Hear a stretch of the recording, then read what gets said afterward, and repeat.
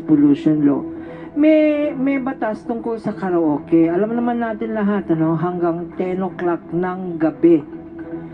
At dapat hindi pag nagkakaraoke, hindi naririnig beyond, pag naririnig within 50 feet, may parusa na yon. Ang parusa doon 1,000 pesos. Tsaka imprisonment hanggang 6 months. Okay.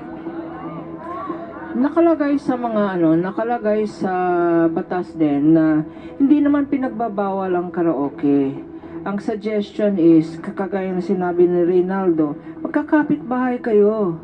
Pwede naman pag-usapan kasi meron talagang tinatawag na decibels, no? Kung ano yung allowed na ingay.